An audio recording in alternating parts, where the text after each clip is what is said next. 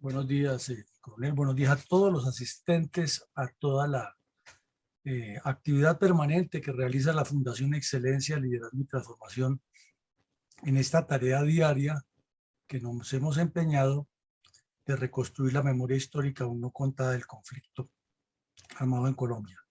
Emisión número 104. Y nos referimos hoy a un hecho luctuoso que ocurrió el 27 de diciembre de 1987 en la zona rural del municipio de Villagarzón, Putumayo, enclavado en la estribación oriental de la cordillera y la selva del Amazonas, o donde comienza mejor la selva del Amazonas, en el departamento del Putumayo, para recordarle a todos los oyentes, a todos la teleaudiencia que tenemos permanentemente en nuestros espacios virtuales, que ha sido muy largo el trasiego del crimen comunista contra Colombia y de las atrocidades que cometieron estos delincuentes que ahora son honorables senadores de la República, crímenes que cometieron contra la población civil, contra las fuerzas militares y contra la Policía Nacional de manera sistemática y sostenida, y que en algunos casos son pruebas fehacientes de que cometieron fue genocidios porque fueron constantes contra determinados grupos de la sociedad. Sin embargo, en el año 2016, la debilidad de carácter del presidente Juan Manuel Santos y de un equipo de mediocres negociadores que envió a La Habana a que le legitimaran su pacto y le legitimaran la consecución de un premio Nobel de paz, inmerecido por cierto, e innecesario para Colombia, condujeron a que este grupo criminal se legalizara y quedaran aparentemente en el olvido todos estos crímenes. Por eso nos hemos propuesto la tarea de revivirlos, reeditarlos, reconstruirlos, analizarlos y hacerle un llamado a todos nuestros oyentes y a las personas que visitan nuestras redes sociales que esto no se puede olvidar y la historia debe ser contada como fue, como ocurrió y no como la manipulan y la tergiversan los difusores de las propagandas y las ideologías comunistas. Mi coronel, ¿cuál es la importancia geoestratégica del departamento de Putumayo? Bueno, vamos a hacer como siempre un análisis geopolítico, geoestratégico. Aquí lo vemos, el departamento de Putumayo señalado con un color verde oscuro, más oscuro que lo que está al norte, que es el departamento del Caquetá, y al noroccidente, que es el departamento de Nariño, y parte del departamento de Cauca, en la famosa bota caucana.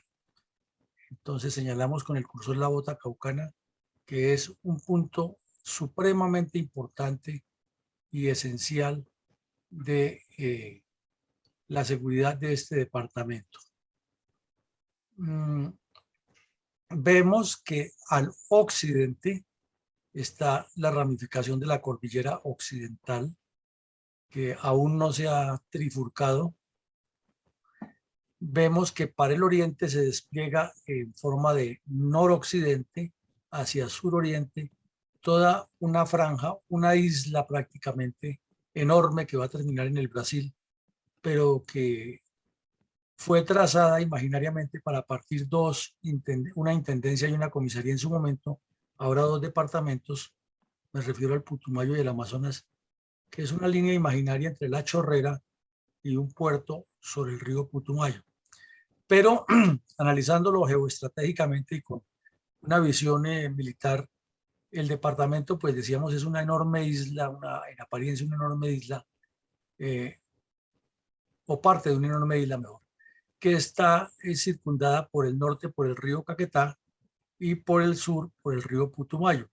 Y además, al sur, ese departamento limita con dos países, con Ecuador, una buena parte, la selva ecuatoriana, la selva amazónica ecuatoriana, y con el Perú, otra buena parte, la selva ecuatoriana peruana, en especial con la zona de Maynas y Loreto, que fueron muy importantes durante los litigios que hubo de Colombia con Perú antes y después del conflicto armado que se presentó en 1932.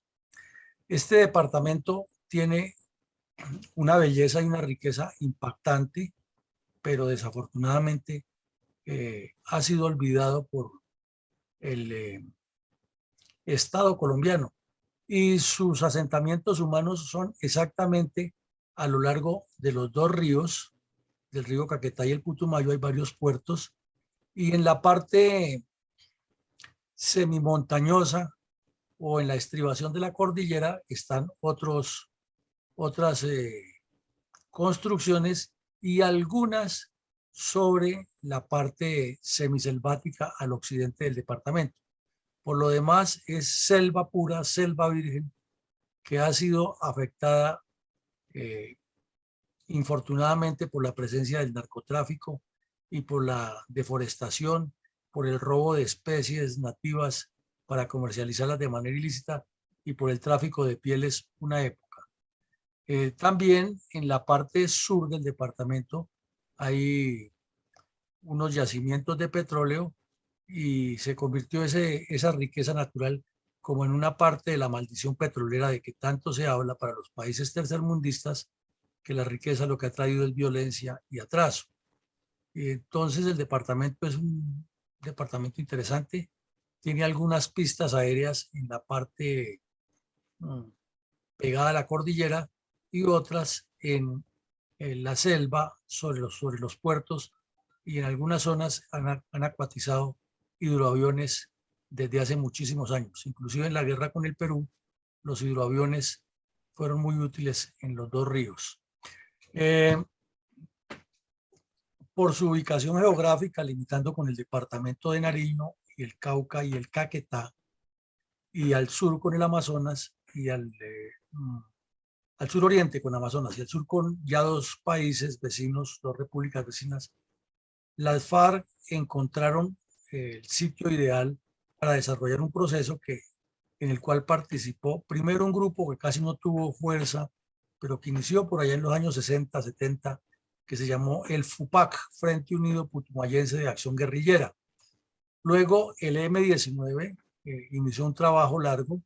De hecho, allí hubo combates y hubo una buena parte del trabajo de Jaime Bate Mancayón con su grupo que ingresó por Nariño, y tenían ya desde esa época muy claro el proyecto estratégico, los grupos terroristas colombianos, de financiarse con el narcotráfico.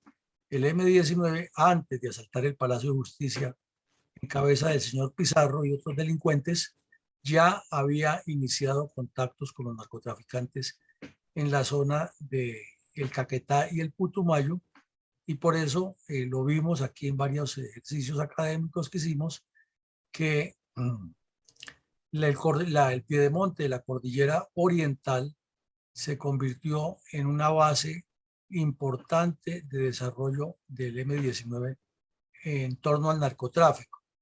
Y ahí vemos un montón de municipios, tanto de los 4 departamentos o caseríos, que no son municipios que sean muy desarrollados, que han jugado papel importante en toda esta dinámica del conflicto armado y de la guerra en Colombia. Al occidente, muy pegado a la cordillera, están los municipios de Mocoa y Villagarzón, que son dos de los más importantes por la forma en que fueron poblados. Mocoa tomó mucha fuerza y se desarrolló un poco a partir de la guerra con el Perú. Y Villagarzón se convirtió como en un punto intermedio por lo que es más plano, y se le construyó una pista aérea que durante muchos años sirvió como el principal contacto de ese departamento con el resto del país. Y luego al sur tenemos también otra pista importante, que la de Puerto Asís, que fueron ayudando a construir ese desarrollo. Después, cuando apareció el petróleo en Orito, también se construyó otra pista. Y los ríos, porque hay muchos ríos, es una zona bastante acuífera de buenos cursos hidrográficos, fueron multiplicando también la colonización pero fue una colonización armada más cercana con el delito en muchas formas. Repetimos, en una época tráfico de pieles y tráfico de especies, luego tráfico de seres humanos, fue escampadero para huirle a la justicia personas que tenían problemas por homicidios, por robos, en la violencia política entre liberales, conservadores y comunistas, terminaban escondidos allá. Entonces, el Partido Comunista encontró siempre un espacio para multiplicar sus redes, y como también había traficantes de contrabando y otros procedimientos ilícitos, pues encontró cómo asentarse esto allí. Y más al sur del departamento del río Putumayo hay otra franja importante donde está lo que llama el Valle del Guamués, y ese valle está enmarcado dentro de los ríos San Miguel y Putumayo, y tiene también un corte de lo que Colombia nunca ha debido aceptar en sus límites internacionales, es que establece una línea recta imaginaria en la selva entre Puerto Concordia y otro punto en el río Putumayo, y pierde territorio, cuando lo lógico es que eso se debería extender hasta donde el río San Miguel desemboca en el Putumayo. Es lo más obvio que debería ser así. Me refiero a este tramo. No tiene ninguna explicación de que en la selva haya una línea recta para establecer límites, distinto a la falta de patriotismo de nuestros delegados diplomáticos, que siempre han negociado para mal la soberanía del país. Lo lógico es que el límite colombiano debería seguir hasta el momento en que el San Miguel desemboca en el Putumayo, y ese triángulo o esa es pedazo nuestro. Lo mismo aquí, haberle puesto un límite recto entre la Chorrera y el Putumayo indica que está mal diseñada los límites entre la Chorrera y el río Putumayo, pues, para determinar los límites de los dos departamentos. Son decisiones que se toman a la ligera y que después, con el paso del tiempo, demuestran los errores geopolíticos de nuestra dirigencia política. Entonces vemos que el departamento de por sí, por su característica geográfica, reviste una importancia geopolítica y geoestratégica muy valiosa. Además que si vemos ya en el mapa de Colombia, pequeño, pero lo alcanzamos a ver aquí en la parte inferior, lo que está resaltado en rojo, que es el departamento de Putumayo, es una franja muy importante para una comunicación desde la cordillera hasta la selva, y para todo el flujo geohumano y geoeconómico que produzca este emporio geopolítico. Esa sería una descripción muy general de lo que es la importancia geopolítica del departamento del Putumayo. Gracias, mi general, mi coronel. Mi coronel, permítame agregar un detalle también ya bastante histórico, pero que determina la importancia geoestratégica de esta región en general. Y es que si recordamos que cuando se firmó el Utis Possidetis, que establecía que las colonias mantendrían sus límites originales, nuestro territorio llegaba hasta el río Napo, que está muy al sur, no alcanza a salir en este mapa. Eso fue para el tiempo pues, de la Guerra de Independencia, pero posteriormente, para comienzos del siglo XX, bastantes años después, entonces la Casa Arana y el gobierno peruano quisieron apoderarse entonces de la franja, no solamente que está entre el río Putumayo y el río Caquetá, sino extendiéndola al oriente hasta todo el Amazonas, hasta Leticia. Y eso fue el motivo del conflicto posterior en 1930 con el Perú. Pero a través de lo que usted dice de la debilidad diplomática, no solamente perdimos la gigantesca franja entre el Napo y el Putumayo, sino que íbamos a perder la del Putumayo y el Caquetá. Muy bien. Entonces, mi coronel, ¿cuáles son las características geopolíticas del municipio de Villagarzón? Y en particular donde ocurrió la emboscada de las FARC a las tropas del Grupo Cabal en el año 87. Bueno, mi coronel, el municipio de Villagarzón es una tierra, como diría José Eustacio Rivera en uno de sus escritos, es una tierra de promisión, pero le agregaríamos de la propia cosecha, es una tierra de propulsión que cayó en la desgracia de la delincuencia y no se ha podido desarrollar como sería. Es un territorio absolutamente hermoso. Es lo que se llamaría un paraíso terrenal. Por ser una combinación de selva y, y término o colindancia de la cordillera con la selva, donde es semiondulado el terreno, es primero que todo rico en unos cursos de agua que son absolutamente maravillosos. Ahí ese municipio es atravesado, lo digo porque lo conozco muy bien. Ese municipio es atravesado por un río que se llama el río Guineo, que es un río de esos que su lecho es mucho cascajo, mucha piedra, propio de la formación cordillerana, y es casi que se puede vadear en muchos de sus partes caminándolo, sin necesidad de utilizar los puentes. Pero claro, como está pegado a la montaña, llueve mucho y en cualquier momento se crece y puede ocasionar una tragedia. Entonces tiene muchos puentes que le han construido los mismos campesinos, pero lo que llama la atención es que los cursos de agua pequeños que alimentan el río Guineo son bellísimos, bellísimos. Hay unos pozos eh, de agua cristalina, transparente, donde los nativos todavía pescan manualmente, lanzándose de cabeza en esos pozos y salen con el pez en la mano.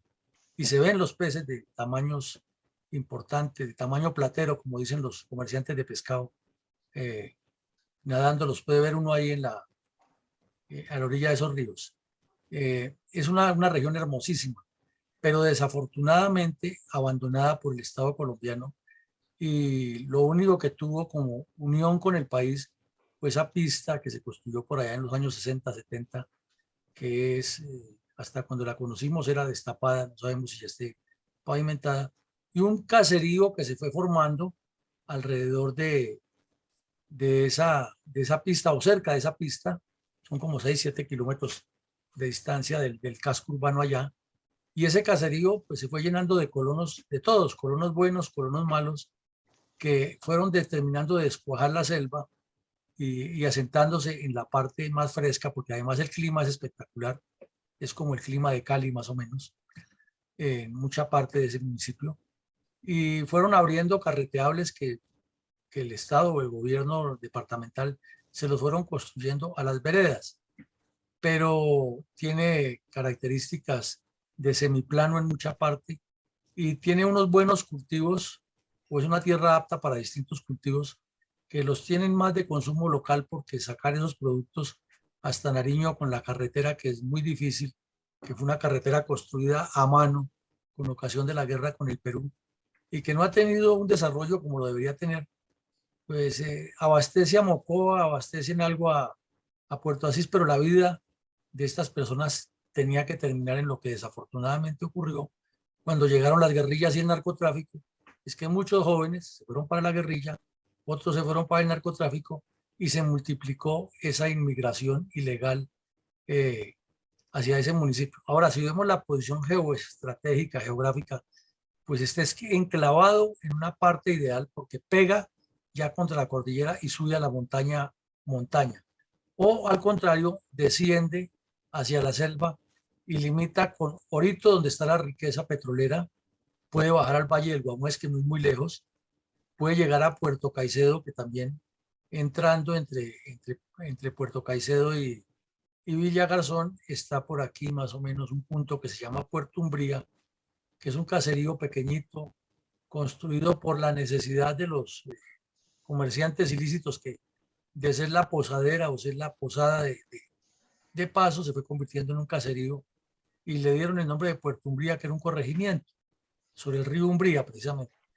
Y al oriente de estos dos municipios están los dos famosos ríos que, además de ser una maravilla natural, una belleza y un patrimonio nuestro, desafortunadamente se convirtieron fue en un foco de narcotráfico y de delincuencia, que son los muy conocidos dos Piñuñas, el blanco y el negro. Entonces, Colombia ha perdido un potencial hermosísimo por haber desarrollado esa zona. Se ha descuajado mucha selva con otros fines, algunos ilícitos como el narcotráfico, otros de ganadería y otros de cultivos normales que le han causado mucho daño al ecosistema y le han afectado tanto la riqueza ecológica como la belleza de esta región. Y luego se puede proyectarse por las trochas y llegar hasta Puerto Leguízamo. Entonces, si vemos el mapa por su ubicación geoestratégica, Villagarzón es un punto muy importante para cualquier actividad geohumana lícita o ilícita que se desarrolle. Y subiendo la cordillera se pasa a Mocoa, eh, pero también tiene mucho territorio que limita con unos municipios altos que parecen más que fueran nariñenses que putumayenses, que son el famoso conocido Valle de Sibundoy, que abarca a San Francisco, Colón y Santiago, que son municipios de montaña, de clima frío y también de una belleza espectacular.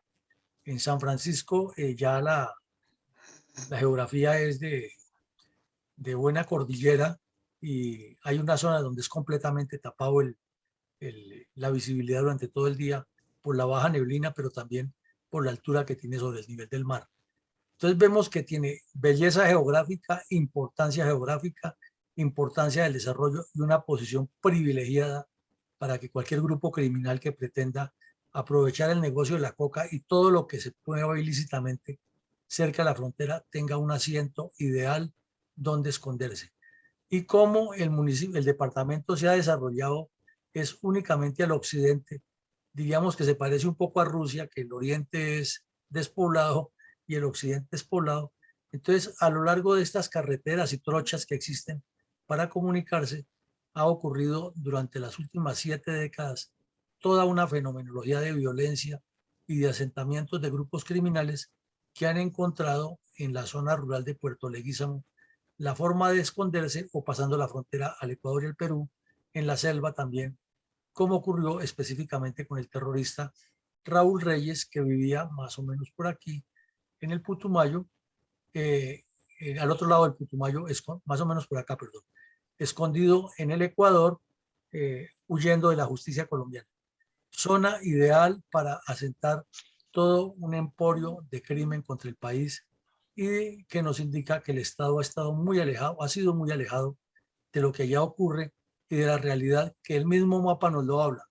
Un occidente poblado apto para todo ese desarrollo de apoyo logístico y de apoyo organizativo y un oriente despoblado lleno de selva afectada por el narcotráfico y dos fronteras binacionales aptas para eludir la justicia y unas fronteras interiores aptas también por los ríos y por la configuración geográfica para que la delincuencia se mueva. Entonces, en síntesis, este municipio es demasiado valioso, es una joya de la corona para cualquier proceso ilegal contra el Estado. Gracias, mi coronel.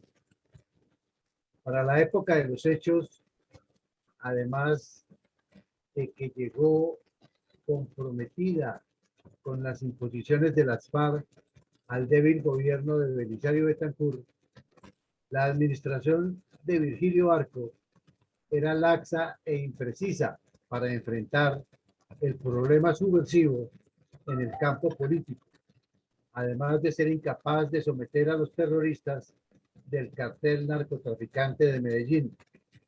En ese orden de ideas, ¿cuál es la importancia estratégica de la emboscada del bloque sur de las FARC a tropas del Grupo Cabal agregadas al comando específico del Putumayo en el sitio La Joya en Villagarzón, Putumayo, en diciembre de 1987? Bueno, coronel, yo creo que el mejor nombre que le han podido poner a ese sitio es La Joya, porque es una joya.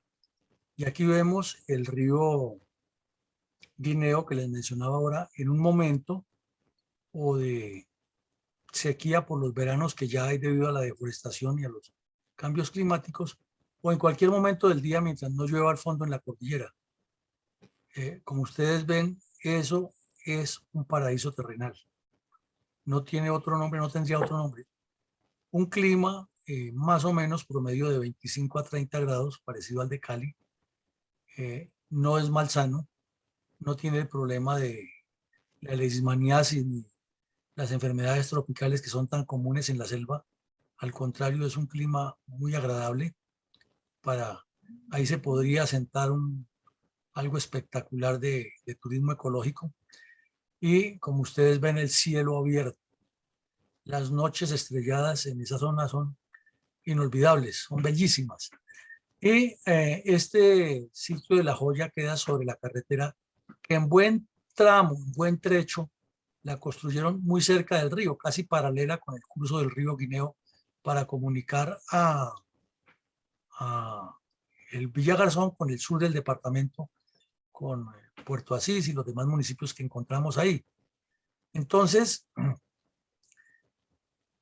como esa zona era tan importante para la seguridad nacional y se había ya detectado la presencia grande primero del M-19 y de las FARC, como lo explicábamos al principio de estas conferencias, estaba tan olvidado ese departamento que en un momento que el M-19 aparece y asalta Mocoa en 1981, es necesario apoyar al Grupo Cabal, que para la época tenía un puesto de control por allá alejado en Puerto Umbría, y algunas patrullas móviles que llegaban hasta Puerto Asís o viceversa a Puerto Umbría y otras a Villagarzón, pero no era una presencia permanente y la guerrilla ya estaba trabajando toda la organización de la zona. Entonces fue necesario llevar la escuela de suboficiales que eran alumnos que se estaban formando a que combatieran en esa zona contra estas nuevas manifestaciones de violencia.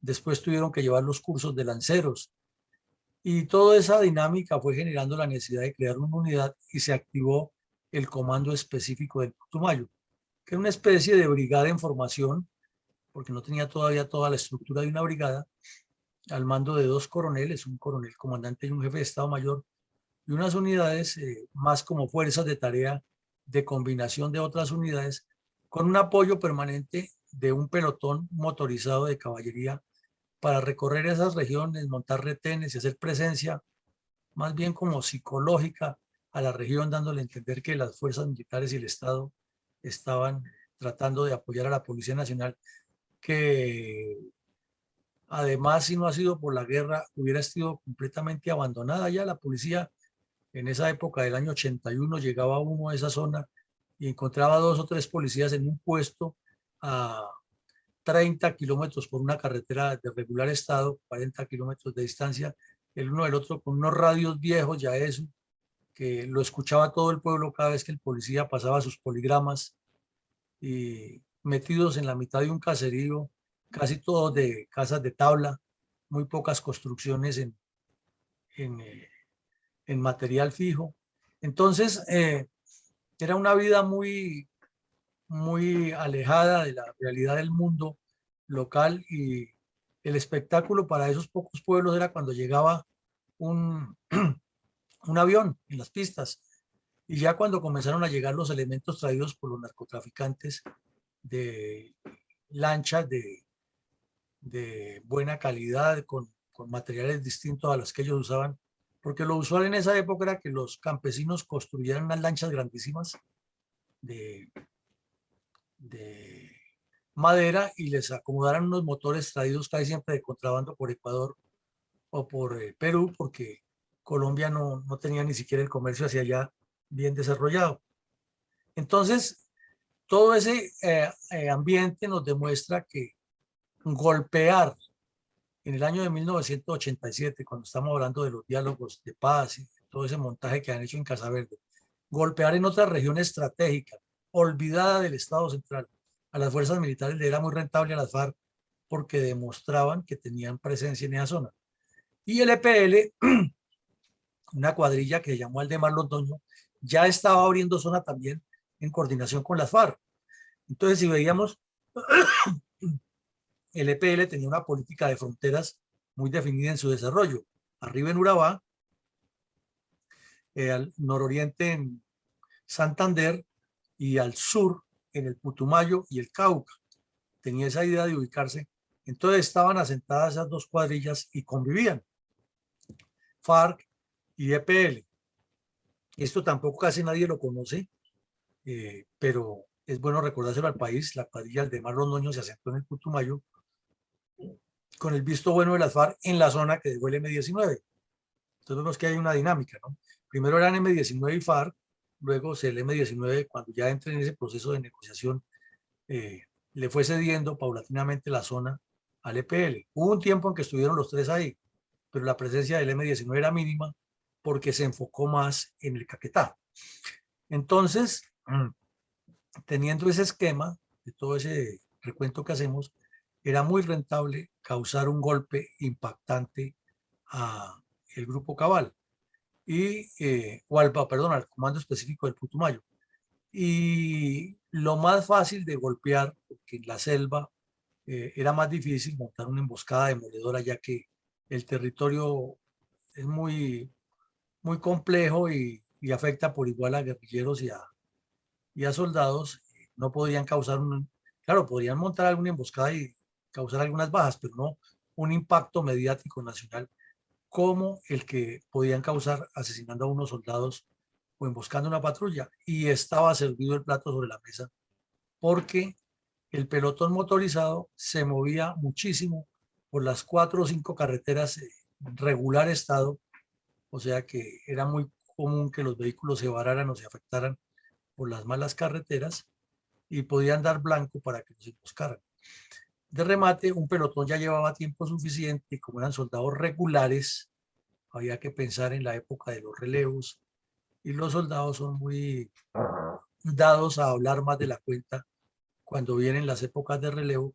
Entonces contaban que ya va a llegar, que el relevo, que tal más salimos de baja, entonces nos tienen que recoger para la época del preparatoria del licenciamiento, o como son unidades que eh, tienen una dinámica diferente a las unidades a pie de infantería, entonces tienen que renovar, relevar los equipos y el Grupo Cabal pues ha tenido mucho trabajo en la tercera brigada desde su nacimiento porque es el apoyo motorizado y de presencia en muchas actividades. Entonces tenía tropas en Cali, tenía tropas a veces en Popayán, de acuerdo con la situación de orden público y las rotaban por las necesidades del servicio. Entonces ahí había un error en que los soldados comentaban todo eso y pues las paredes tienen oídos y ojos y la guerrilla tiene los agentes de inteligencia en todas partes regados y consigue la información, especialmente con las muchachas que van o consciente o inconscientemente y le preguntan cosas a los soldados y los soldados las cuentan y ahí ocurrió el desastre.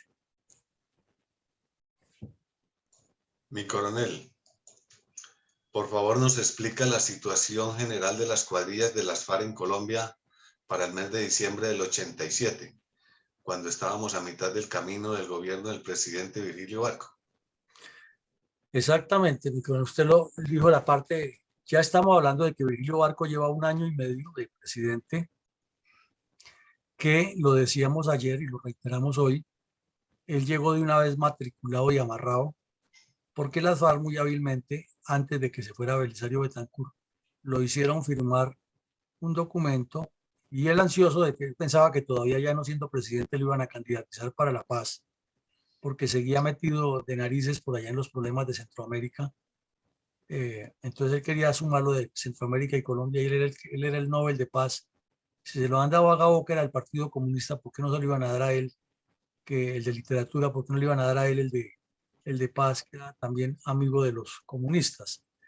Entonces existía un teléfono rojo, que es una cosa increíble, entre el gobierno nacional y Casa Verde. Y el señor Álvaro Leiva Durán iba, venía, viajaba, era el estafete de la guerrilla y, y su conducta licenciosa ante lo que era legitimarlo y presentarlo como el moderador de paz. Y por otro lado estaba este señor Osa Escobar con un plan nacional de rehabilitación y luego con la Consejería de Paz y parecían como funcionarios intocables y en lugar de ser representantes del Estado ante este fenómeno terrorista, parecía que eran de los mismos, de hecho parecía que eran los legitimadores de ellos ante el país y tanto que Álvaro Gómez en su momento llamó a Álvaro Leiva el estafeta de la guerrilla, así lo puso públicamente y lo cuestionaba muchísimo. Era un papel muy similar al de Piedad Córdoba, el que hizo en ese momento Álvaro Leiva, y una arrogancia y una ilicitud del señor Os Escobar también muy parecida.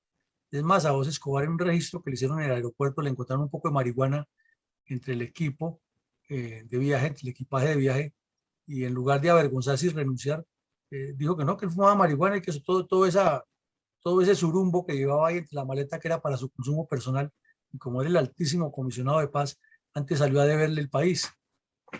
En esa época también ocurrió un escándalo en que en Washington fue encontrado el alcalde, un tipo de raza negra, que era consumidor de coca, y por otro lado el gobierno de Estados Unidos presionando a Colombia para combatir la coca. Entonces era comentario público eso de que Pablo Escobar mandaba en una región del país, el alcalde de Nueva York consumía coca y el delegado de paz de Colombia fumaba marihuana y se estaba convirtiendo en narcotráfico aquí en Colombia, cosa rarísima. Bueno, y además Álvaro Leiva tenía teléfono rojo y iba y venía a Casa Verde como si estuviera en su propia casa. También para esa época ocurrió la famosa emboscada de Lusitania en el Caquetá, que la vimos aquí hace un par de semanas, cuando las FARC, encabezadas por el Mono Jogoy, asesinaron a 26 soldados y a un conductor civil del batallón Cazadores.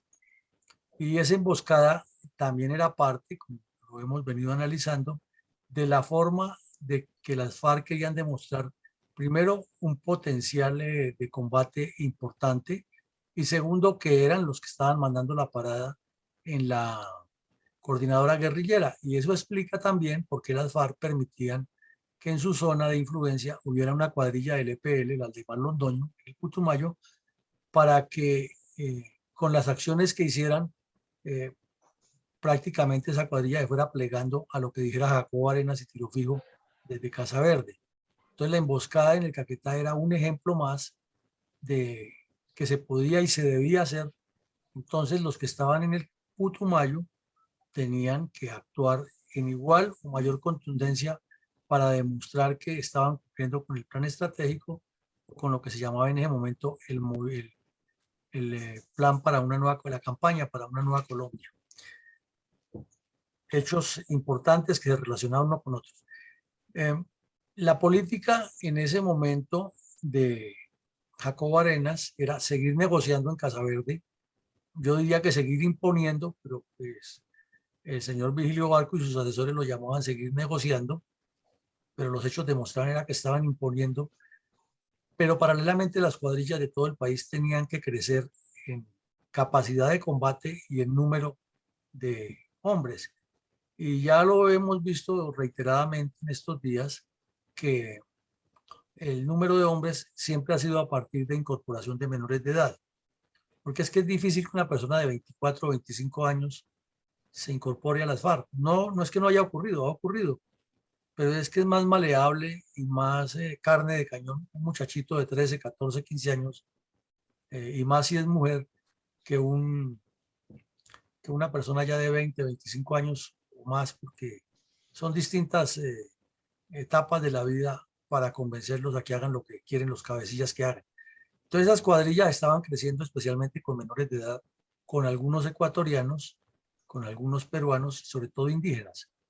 Pero por la época también recordemos que el señor Pizarro León Gómez había entrado paralelamente por el departamento de Nariño con otras cuadrillas internacionales que llamaron el Batallón América, en el cual había terroristas chilenos, argentinos, peruanos, bolivianos, uruguayos, argentinos, que estaban metidos con los comunistas del continente y se habían unido a la, entre comillas, justa lucha del M-19. Pero en el Ecuador había un grupo que se llamaba Alfaro Vive Carajo, de orientación comunista, que apoyaba a las guerrillas de lado y lado. Entonces vamos viendo que se arma como una coordinadora guerrillera internacional paralela con la que había en Colombia, que era la Nacional, y todo eso tenían acceso. El narcotráfico era un punto de encuentro desde esa época en esa actividad, y los representantes comunistas. Entonces era necesario para las FARC incrementar el número de cuadrillas y de componentes de las cuadrillas en el Putumayo. La ofensiva de la coordinadora guerrillera Simón Bolívar era permanente. Por esa misma época, recordemos que vimos aquí hace un par de meses un asalto que hubo a Granada, Antioquia, y también un asalto que hubo a la fábrica de cemento Río Claro. No lo hemos visto todavía, pero ocurrió también un asalto a la base de Cerro Grande, en el Bajo Cauca, y hubo otros ataques permanentes, porque cuando no había esos asaltos que ya comenzaban a ser masivos, había ataques contra la policía en poblados pequeños, secuestros en carreteras, era común para esa época. Lo que pasa es que al país se le olvida que las FARC montaran unos retenes y bajaran a policías o militares de los retenes y ahí los fusilaban, no se ponían con vueltas, o la coordinadora guerrillera específicamente. Entonces, era un temor viajar en carretera en algunas zonas por eso. Y los asaltos a los municipios, el asesinato de policías con el plan pistola fue común en esa época. Inclusive ocurrió varias veces, parece que se nos olvida, que en algunos caseríos o municipios colombianos, donde había Telecom, que era como el imán que hacía caer a los militares en la trampa, bajaban los soldados, el oficial o el suboficial comandante a hacer la llamada y los pistoleaban ahí a la salida o a la entrada del puesto de Telecom. Ocurrió muchas veces. Inclusive para la época, en un corregimiento que se llama Estados Unidos en el Cesar, apareció Simón Trinidad ya empoderado con sus cuadrillas de bandidos y participó en varios asesinatos de plan pistola de miembros de las fuerzas militares y de policía. Entonces, eso pasaba en varias partes del país y por eso vemos que es un proyecto integrado, no era aislado, sino que se iba desarrollando en forma conjunta y constante contra Colombia. Por esa misma época hubo lo que llamó Jacobo Arenas el empoderamiento de los cuadros guerrilleros, porque Tiro Fijo y Jacobo Arenas tenían un concepto que duró muchos años y sigue siendo línea de conducta en las FARC, es que un guerrillero tiene que ser un cuadro en potencia. Y si hacemos un parangón y los partidos políticos pensaran en eso y los colombianos pensáramos en esa idea llevándola a la parte buena, sería maravilloso. Es que cada persona que haga parte de una militancia política llegue a ser un directivo que multiplique la línea de ese partido y que le ayude a construir. Cuando se trate de cosas buenas, pues sería perfecto y bueno para el país porque habría más participación de los ciudadanos. En las FARC, la teoría es la misma, pero es aplicable a que cada guerrillero se vaya formando con el paso del tiempo como un nuevo formador de guerrillas. O sea, un revolucionario tiene que formar la trinchera de las revoluciones, más o menos el lema que usaba Jacobo Arenas, y era un empoderamiento permanente con esa formación marxista-leninista, con esa formación organizativa, conspirativa y de clandestinidad que debe caracterizar una guerrilla. Entonces en el Putumayo se encontró el espacio también ideal para construir unas escuelas de cuadros paralelas a las que había en Casa Verde, porque había que pensar en alargarse y además mirando a largo plazo la internacionalización de cuadros venidos del Perú y del Ecuador. Y hubo algunos contactos con Sendero Luminoso y máxime que había el tema del narcotráfico para desarrollarse. Entonces vemos que todo esto se va desarrollando paralelamente, que desafortunadamente el Estado no le puso cuidado a eso y que desafortunadamente la inteligencia militar guardó todos esos secretos como para los que no, mejor dicho, para solamente los manejaban los de inteligencia militar o los que eran gomosos por ahí por leer e investigar.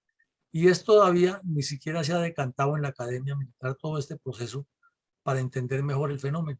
Es otra deuda que tiene eh, la formación de la memoria histórica y por eso tratamos de reconstruirla lo más cercana posible para que haya muchos más elementos de juicio y de comprensión de este problema. Y desde luego, en todo el país estaba creciendo el narcotráfico como una forma de financiación principal y un acercamiento grande hacia la minería ilegal. En el Putumayo lo encontraron con lo que hacían en Arauca, en el Catatumbo, que es la extorsión a las petroleras y las cuotas e inclusive comenzaron a montar las primeras refinerías ilegales, no desde ahora, eso desde esa época lo hacían, perforando el tubo del oleoducto trasandino. Entonces vemos que hay todo un contenido amplio por analizar y que indica que toda esta conflictividad y todo este fenómeno no se puede arreglar de la noche a la mañana, ni simplemente decir, como dijo el señor Santos, que era la mejor paz posible y que se firmó y el abrazo y me dan el premio Nobel de Paz y esto al otro día ya es una maravilla, sino que aquí hay unos elementos de colonización, de mentalidad y de procedimientos todavía que ni se han decantado ni se han resuelto. Y estamos hablando de 1987, Coronel González. Gracias, mi coronel. Muchas gracias, mi coronel. ¿Cuáles fueron las actividades más recientes a la fecha de la emboscada del bloque sur de las FARC a tropas del grupo Cabal, agregadas al comando específico del Putumayo en el sitio La Joya, en Villagarzón, Putumayo, en diciembre de 1987? Son muchas las actividades que se pueden inferir y deducir de un cuadro sociopolítico, geopolítico, geohumano, geoeconómico como el que acabamos de ver y hemos venido viendo a lo largo de la disertación. Pero vamos a ser puntuales con algunos hechos que ocurrieron antes de esta emboscada relacionados ya con acciones armadas. Entonces vemos que el primero es que en ese retén de San Francisco, es un retén fijo ahí que existe además porque el terreno da una ventaja, es una base que seguramente la han mejorado mucho ahora, una repetidora de comunicaciones, pero la demás queda ahí sobre la carretera y la zona es muy tapada, llena de neblina casi todo el día, muy frío. Es un punto obligatorio para los vehículos porque no hay otra forma como pasar en vehículo por ahí. Ahí mismo fue donde se produjo el decomiso de las primeras armas que generó la Operación San Jorge, que nos describió tan ampliamente el general Fernández hace unos días aquí. Hoy estamos hablando de que en esa misma zona, unos años después, seis años después de la operación de Fernández, en ese mismo sitio, la tropa que tenía el retén, en un registro a un vehículo, decomisó una importante cantidad de material de intendencia a las FARC, más o menos 20 uniformes de los que usa la Policía Nacional, reatas, botas de combate, arneses de carga de municiones, cartucheras, plásticos para un plástico grueso de color verde que se utiliza la guerrilla, ya armados como carpas para dormir, cuchillos, navajas y otros elementos de intendencia que son propios y necesarios para vivir dentro de la selva, baterías para linternas, botas de caucho también. Entonces era obvio que eso iba para la guerrilla y ese decomiso de material pues produjo capturados y alguna información salió de ahí, de lo que estaba pasando. Entre el 20 y 29 de octubre más o menos de ese año se produjeron varias capturas de bandoleros de la cuadrilla 15.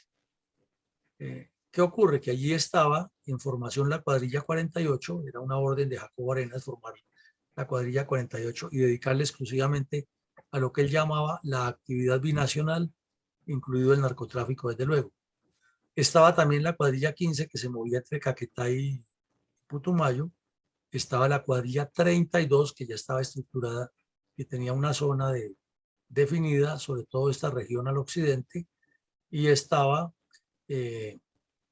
la cuadrilla LPL, Aldemar Londoño también haciendo presencia en la zona y unos remanentes del M-19 que entraban y salían. Entonces en esa persecución pues había trabajito y había posibilidades de, si se hacía un trabajo bien hecho, algo tenía que caer y cayeron varios de las cuadrillas del 15 que fueron entrevistados y se obtuvo más información de cómo estaban actuando. El 7 de diciembre a un soldado de Puerto Asís le dieron permiso para salir a visitar la familia y el soldado se subió en un bus. Más adelante había un retén de las FARC, de la cuadrilla 32, y lo bajaron y sin ninguna conmiseración lo acribillaron a tiros delante de los pasajeros. Y el argumento el de siempre, ¿no? Que el soldado no estaba con permiso, sino que lo que estaba era en disfrazado de campesino o de civil metido en la zona para hacer inteligencia. Lo cierto es que al soldado lo secuestraron y lo asesinaron ahí delante de todo el mundo. Eso fue el 7 de diciembre del 87. El 12 de diciembre, en el área semiurbana, es decir, a la salida de Puerto Asís, la policía salió a hacer algún procedimiento de los normales que ocurren en un pueblo por alguna situación, no del otro mundo, pero tenía que la policía ir, alguna riña, alguna cosa así.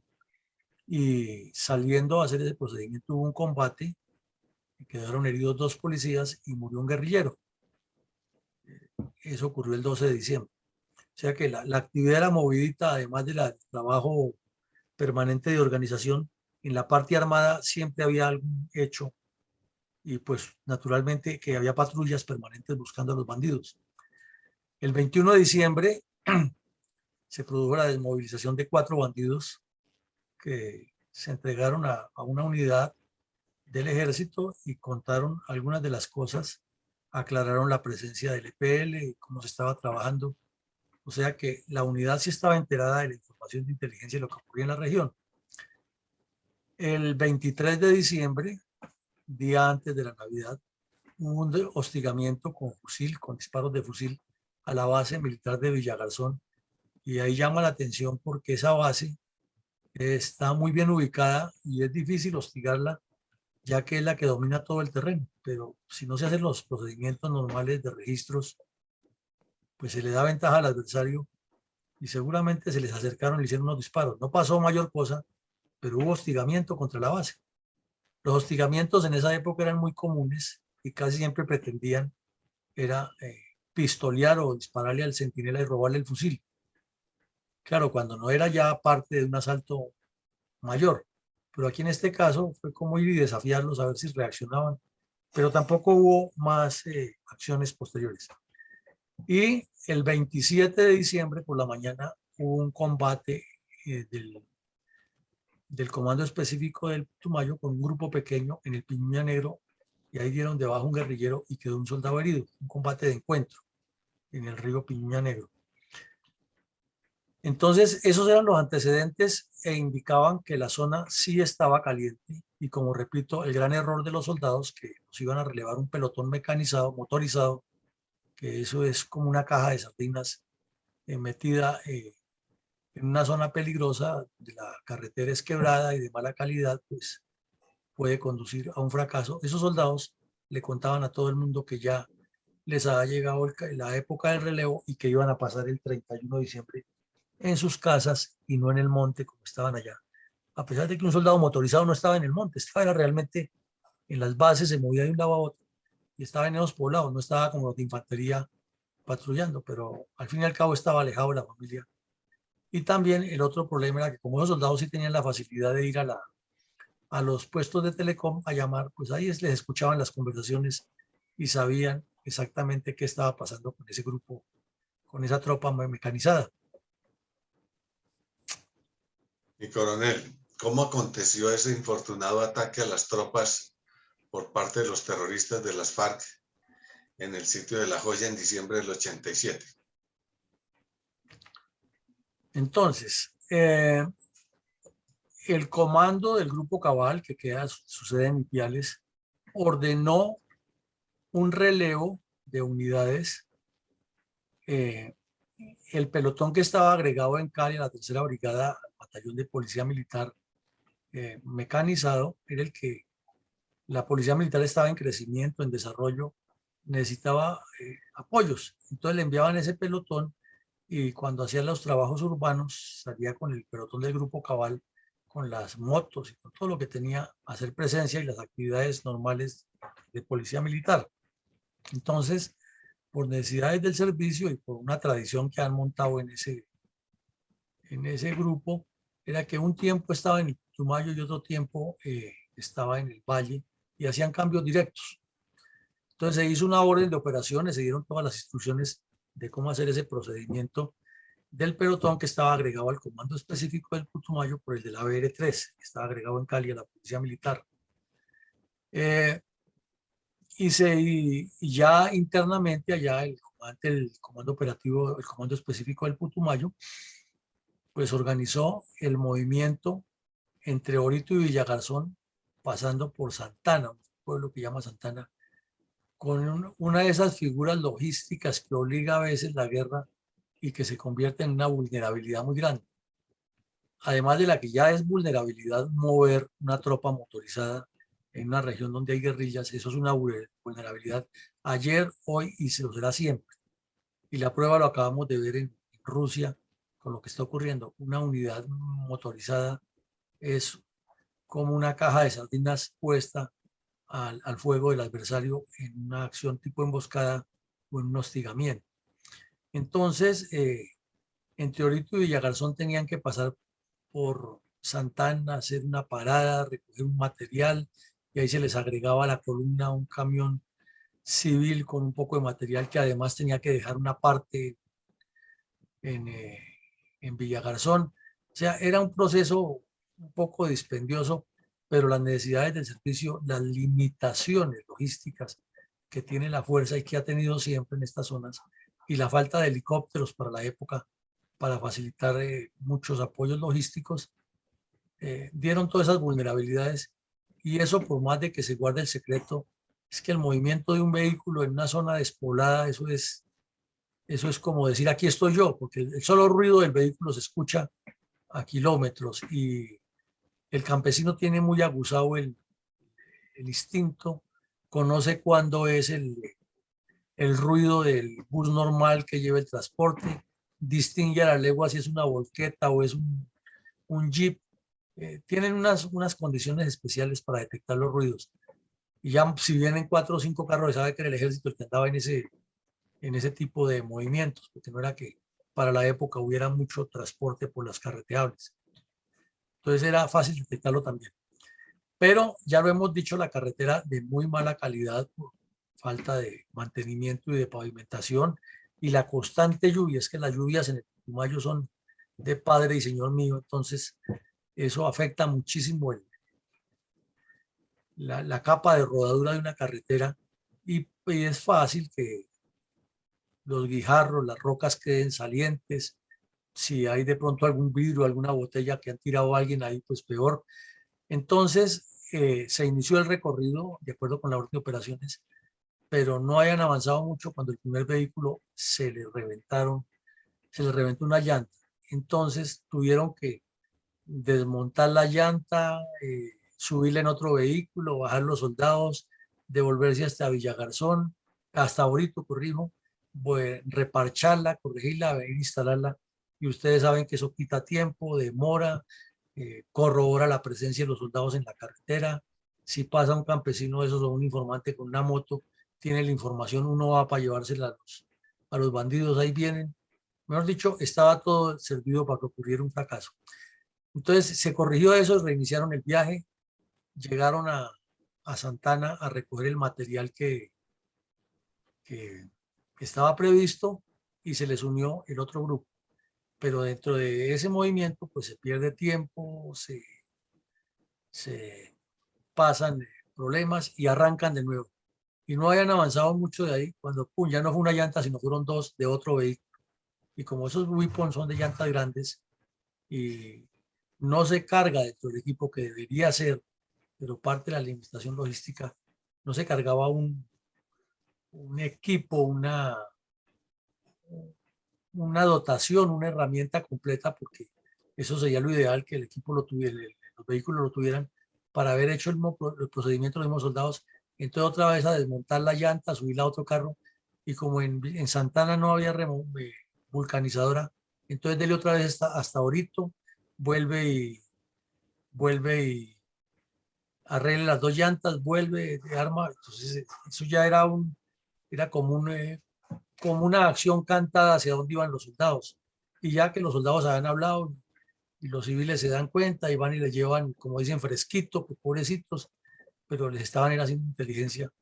Y claro, Después de que arrancaron, entonces nuevamente con su material en Santana y resolvieron ese problema, llegaron al sitio de La Joya, que ya lo describimos, pues es paralelo al río, y como vimos la topografía al lado sobre todo al lado occidental del río, hay estribaciones y hay sitios adecuados para una emboscada. A veces la carretera pasa por algún puentecito, vuelve y deja el río atrás y vuelve y se lo encuentra más adelante por las características del terreno.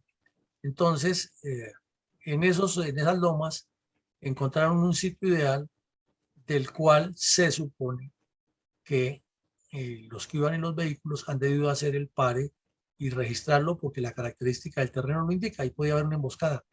Pero con todos estos avatares que les estoy contando y les estaba cogiendo la noche, no lo hicieron. Y ¡pum!, cayeron en la emboscada, ya en horas de la tarde. La emboscada fue abrumadora, fue destructora, no hubo forma de reaccionar, le dispararon, cada vehículo se convirtió en un blanco, explosivos en la carretera, granadas de mano, gritos, intimación a la rendición, sorpresa, ya un poco oscuro, quedaron los soldados entrampados porque el potrero abierto era blanco para que los eliminaran, y si trataban de subir quedaban a expensas del fuego de las protuberancias del terreno donde estaban muy bien ubicados distintos grupos en un tramo de más o menos 150 a 200 metros. Total que hasta que los bandidos terminaron de hacer el asalto y se fueron, no hubo forma de reaccionar mejor porque los vehículos incendiados y no tenían dónde protegerse. Los soldados encontraron fue una cuneta donde no los mataran, no tenían forma de reaccionar. Fue una emboscada completamente atroz y falta de previsión. Luego ya, pues cuando se enteraron, vinieron los registros posteriores, pero no hubo ningún resultado contra la guerrilla y ya concluiremos el impacto psicológico que eso causó tanto en la región como en el país y la posibilidad que tuvieron las FARC para sacarle ventajas a ese hecho. Coronel, ¿cómo se cuantifican las estadísticas y los resultados de la criminal emboscada del bloque sur de las FARC a tropas del Grupo Cabal en diciembre de 1987? Pues mi coronel, son muy tristes y son demoledores porque se considera que un grupo de caballería, un pelotón de caballería motorizada o mecanizada no tiene la misma cantidad de tropas que un pelotón de infantería, es decir, 40 soldados. Entonces vemos por los resultados que fue un golpe demoledor, porque murieron 3 soldados, 13 militares, un suboficial y 2 soldados, y el conductor civil de uno de los carros. Pero además hubo 12 soldados heridos. Entonces, si usted suma, fueron 15 bajas de un pelotón que tiene más o menos 28 soldados. Quiere decir que más de la mitad quedó fuera de combate en ese momento. Fue un éxito para las FARC y una tragedia para el ejército. Y los bandidos se llevaron exactamente la mitad del armamento del grupo. Se llevaron una ametralladora y 12 fusiles. Y fue tal el volumen de fuego y la desventaja táctica en que quedaron los soldados, más la sorpresa y el aturdimiento por las explosiones y todo lo que eso conlleva, que los soldados que quedaron vivos no pudieron evitar el robo del material porque sus compañeros estaban heridos, porque quedaron en desventaja táctica, porque no tenían campo de tiro, porque a duras penas se podían proteger ellos de la emboscada. Fue tenaz. Pero además, los bandidos tuvieron tiempo hasta de robarse los morrales de los soldados y se llevaron los camuflados que estaban buenos. Algunos de los muertos les robaron las botas. Fue increíble eso y ocurrió a 13 años de que comenzara el siglo XXI en la selva del Putumayo. Es uno de los hechos más lamentables de la historia militar, pero que tratamos de reconstruirla aquí para que el país y el mundo sepan la realidad de cómo se libró esa guerra y las dificultades que hubo. Mi coronel, ¿qué consecuencias son producto de esa emboscada terrorista en Villagazón? Mi coronel, las consecuencias son casi muy similares y complementarias de las que veíamos ayer con la emboscada que hubo un año antes de ese hecho en Santander contra la Quinta Brigada en Lebrija. Aquí había una pugna política de negociación y es cómo cada contendiente llegaba más fuerte a la mesa de negociación para imponer sus puntos de vista. Pero las FARC primero tenían unos espías ahí permanentes con esas comisiones de paz que eran más bien como comisiones de las FARC. El trabajo nunca claro del señor Elba Durán lo que hacía era fortalecerlos cada día más, porque él saliera a defenderlos cada vez que lo entrevistaban en los medios y no a cuestionarlos por estos hechos. Y el país cuestionaba muchísimo que Casaverde siguiera siendo un santuario mientras ocurrían hechos como este. Es que para el país no cabía en la cabeza, como sigue sin cabernos en la cabeza lo que hizo Andrés Pastrana, de permitir que las FARC siguieran asesinando colombianos, pero al mismo tiempo negociando con ellos. Entonces, la farsa de Casaverde, con el cuento de que allí se estaba pues, sembrando la paz, era cada día más fuerte y ya lo hemos dicho, ni Tiro Fijo ni Jacobo Arenas vivían permanentemente ahí, sino que iban y venían y tenían su sede alterna desde la cual cogobernaban y era como una especie de cuartel general consentido por el gobierno y por la sociedad colombiana, al cual todo el que quisiera darse publicidad viajaba y se hacía tomar las fotos al lado de los bandidos en unas reuniones y bacanales que organizaba Jacobo Arenas. Cada vez que llegaban a fiesta, como los poemas de Pombo, había trago, guitarra y canción, y se hablaba de la paz y no sé qué, y venían esos periodistas y esos politiqueros impresionados de la calidez humana de los comandantes, decían de las FARC, y pintaban a Tiro Fijo como un hombre que tenía una visión de país y a Jacobo Arenas como la reencarnación de Lenin, y eso era lo que estaba ocurriendo. Entonces, un golpe de eso lo que hacía era posicionar más la existencia de esa farsa en lugar de que fuera lo que los colombianos cuestionábamos.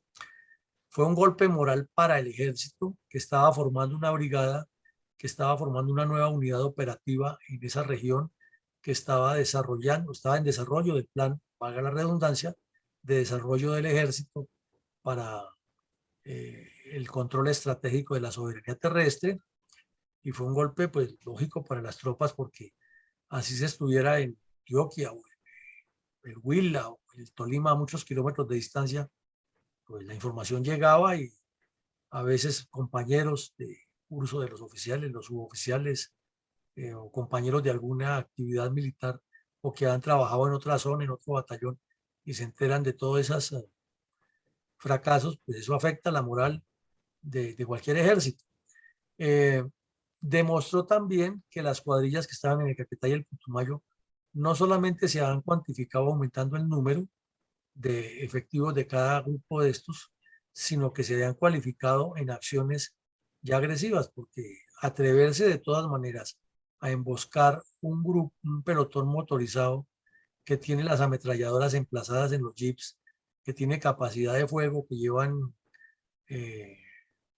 armas de acompañamiento, que tienen capacidad de maniobra. Eso no lo hace cualquiera porque es muy distinto emboscar a un solo camión que va lleno de soldados a un grupo que tiene varios vehículos, pero si lo hicieron es porque estaban cualificados y tenían la posibilidad de tener éxito y la tuvieron. Demostró también que la campaña bolivariana de una nueva Colombia que ha generado en la séptima conferencia de las FARC estaba tomando fuerza y que la potencialidad, como lo demostraban los hechos, era que las FARC golpeando en el Chocó, como lo vimos hace 3 días, golpeando en Santander, como lo vimos ayer, golpeando aquí en el Putumayo, golpeando en el Meta, como lo vimos hace unos días, estaba demostrando que era el grupo que tenía más preeminencia y que tenía capacidad de poner al Estado contra la pared, y que esa campaña bolivariana para la Nueva Colombia que estaba desarrollando la coordinadora guerrillera Simón Bolívar tenía ramificaciones dentro y fuera del país, que la Unión Patriótica, que era el brazo arma político de las FARC, era realmente para ellos y para el país en el mensaje calculado el ente que tenía que dinamizar una paz necesarísima, porque o si no la guerra se prolongaría en la distancia. Y miren ustedes que las guerras, sean grandes o chiquitas, tienen las mismas dinámicas y los mismos parecidos. Noten cuántos parecidos hay en esto que estamos hablando, en lo que sucede en Rusia con el señor Putin frente a Ucrania. La misma cosa, una combinación de acciones armadas, una demostración de que mientras esté China ahí metida ya la vaina es internacional, no solamente contra Rusia, un manejo de un discurso elaborado que siempre lo que se busca es la paz, pero la paz es que me entreguen a mí todo lo que pido. Entonces, en distintos escenarios, pero los principios son como los mismos y los fundamentos los mismos. Y desde luego una propaganda muy amplia a favor de las FARC y de la UP. Ellos eran los que tenían la solución para los problemas del país y que había que cederles en todo lo que pedían. Y entonces los pacifistas como Álvaro Leiva Durán, que también andaban detrás del premio Nobel, y los que andaban con él, que eran más, es que no era solo él.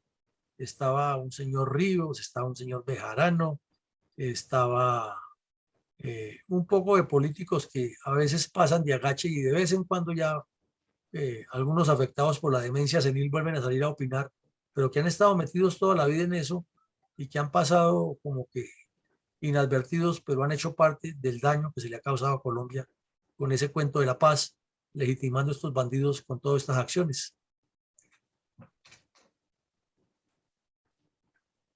Coronel, habida cuenta que han transcurrido 35 años de esta audaz incursión terrorista, ¿qué conclusiones de orden político, militar, social, geopolítico y moral derivan de estos hechos? Bueno, mi coronel, vamos a hacer una sola reflexión. Todo es una consecuencia política. Después de ver ese cuadro tan completo de lo que es el departamento del Putumayo y lo que ha sido su historia y su relación con el conflicto armado, nos queda muy claro que el problema es político. El problema es de concepción, el problema es de diseño de políticas de Estado, el problema es de entendimiento de un fenómeno geohumano, geopolítico y geoeconómico de desarrollo urbanístico y de desarrollo rural en las áreas urbanas y rurales del departamento. El problema es de concepción política de fronteras, el problema es de concepción política de la importancia del pulmón del mundo, el problema es de concepción política del manejo de comunidades que no deben estar asentadas en regiones donde son improductivas desde el punto de vista industrial y se convierten en epicentros para el desarrollo del delito. El problema es de entendimiento de la interacción política que deben tener los departamentos con una dirección central y con una integración mutua. Y eso pues articula elementos geopolíticos de incomprensión del valor incalculable que tiene este departamento, de saber diferenciar que hay una zona occidental que es la poblada y una zona oriental que se convierte como en el área o el teatro de operaciones de la delincuencia. El problema es de geopolítica, de entender que hay que motivar una integración regional entre los países limítrofes para combatir el delito. Entonces, de ahí se derivan las que deberían ser las adecuadas soluciones militares, no trasladárselas a las fuerzas militares, sino hacer que la actividad militar sea parte de una política. Difícil que lo entiendan así los políticos de turno, porque cuando lo entienden así piensan es que ellos son los... tienen una superioridad civil sobre las fuerzas militares y lo interpretan de otra manera para buscar una subordinación a que no les pueden nunca llevar la contraria y que tienen que hacer lo que ellos digan. Y si un militar dice lo contrario, inmediatamente hay que destituirlo porque está participando en política. Y no entienden es que el manejo político de la cuestión militar tiene que ser un plan estratégico de desarrollo y seguridad nacional, que es otra cosa muy diferente a lo que piensan estos personajes que han llegado a ocupar altos cargos, comenzando por los ministros de Defensa Civil y los presidentes y los ministros del Interior o de Gobierno. Y desde el campo moral, pues ahí sí que nos cabe toda la responsabilidad y toda la crítica y el cuestionamiento, porque es increíble que una zona que se desarrolló en su parte occidental por una colonización armada, por una colonización de necesidad, por una relación bifronteriza, por unas actividades ilegales, siga, como usted muy bien lo apunta, 35 años después, sin evolucionar, y lo único que ha evolucionado es en crecimiento el conflicto, pero igual las zonas abandonadas, sí, con algunas carreteras más mejoraditas, con algún puesto de salud mejoradito, pero en esencia el problema igual de un occidente cercano a la cordillera con facilidad de ser retaguardia estratégica o logística mejor, de un oriente dedicado a toda la actividad ilegal con pasos fronterizos clandestinos y delincuencia trinacional dedicada a hacerle daños a Colombia. Para reflexionar mucho en la parte moral en torno a todo este concepto de mala política, desorientación geopolítica, poca o ninguna acción social y una responsabilidad que no debería ser solamente militar, con ese énfasis y con la posibilidad de que se falle muchas veces, porque cuando no hay una articulación en un reloj, entonces se para el segundero, se para el minutero o se revienta el volante. Entonces le damos el paso a mi coronel González, porque como siempre nos debe tener alguna buena sorpresa de análisis profundos sobre estos temas. Gracias, mi coronel. Pues más bien son como también reflexiones genéricas habituales, porque este asalto, esta emboscada, es una de las muchas que han sufrido las tropas, que son también en gran parte consecuencia de la inmensa debilidad política de los gobernantes de turno, por esa volubilidad que usted ha mencionado.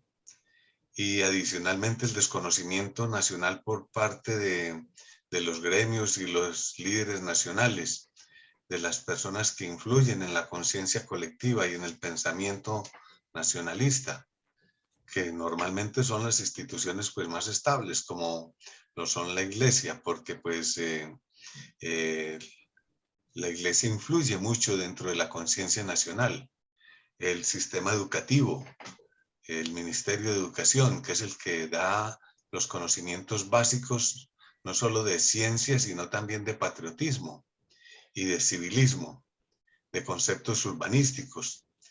Entonces, estos gremios no influyen realmente en forma positiva en la conciencia colectiva nacional. Además, hay un reducido, muy poco, conocimiento del potencial nacional en la población en general. Se cree que el país es solamente la zona cordillerana, se olvida las zonas de frontera, las zonas pues más alejadas.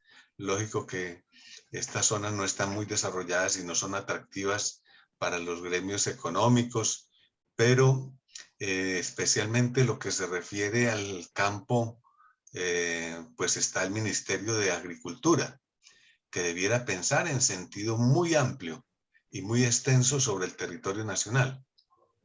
Y hay una desintegración entre las autoridades políticas y la institucionalidad militar, porque se considera que entonces el orden público solo se reprime a fuerza y no que se evita con acciones preventivas de decisiones políticas, económicas y de progreso y mejoramiento de la calidad de vida, que se vaya expandiendo en la medida en que crece la población.